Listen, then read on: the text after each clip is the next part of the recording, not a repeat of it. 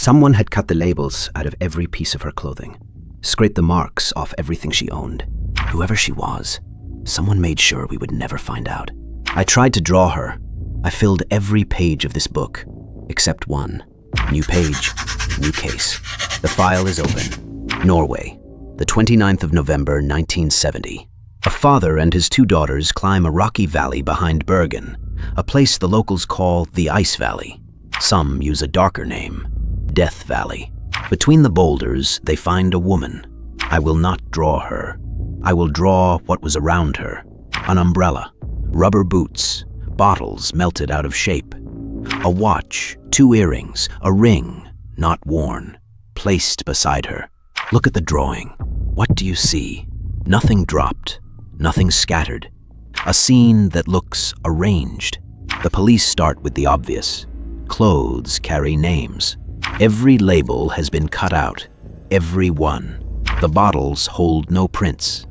Even a jar of skin cream, its pharmacy sticker peeled away. Dead people have names. Dentists, neighbors, someone who waits. This woman was supposed to have no one. Somebody had erased her, stitch by stitch. And the first question bleeds red. Did she do it herself? Then the railway station. 2 suitcases never claimed. Inside, dresses, labels cut. Wigs, glasses with plain window glass.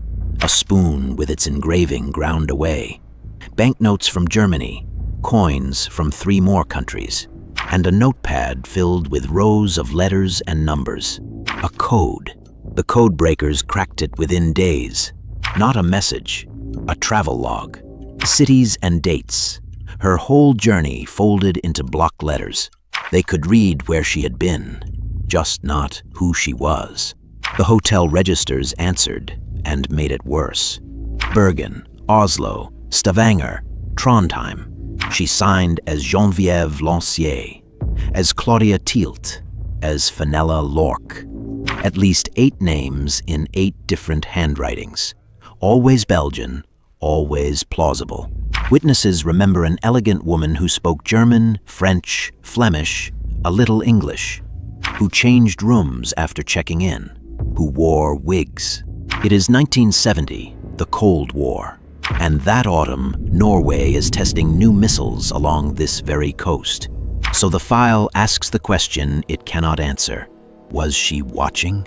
No agency ever claimed her. No country ever reported her missing. A red question mark, and it stays a question mark. The official page says she walked into the valley alone. Decades later, an old man came forward. 5 days before she was found, he says, he passed her on that trail. Dressed for the city, not for the mountain. And behind her, 2 men in dark coats. He says he told the police and was told to forget it. So I drew the page twice, alone or followed. The file kept only one version. The autopsy speaks quietly. Dozens of sleeping pills, smoke in her lungs. The verdict, probably she took her own life. It is a fair reading, but some of the investigators never fully believed their own file. There was a bruise on her neck. A fall could explain it. So could a blow. 46 years later, the file reopened.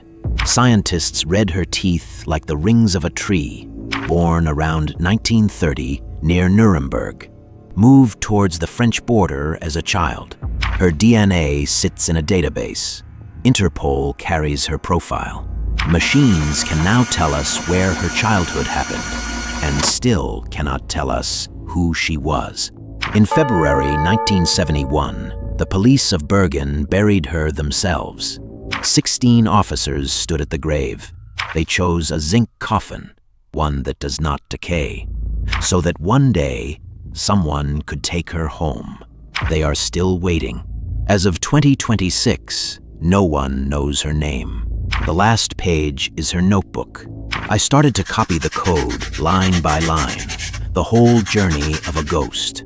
My ink stops in the middle of a stroke, because that is where the trail ends.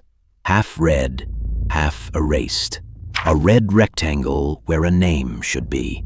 Some files refuse to close. 55 years, and somewhere, a family album is missing one face. If cases like this keep you turning pages, subscribe and leave a like. It tells me to keep drawing. Tell me in the comments which mystery I should open next. This file stays open.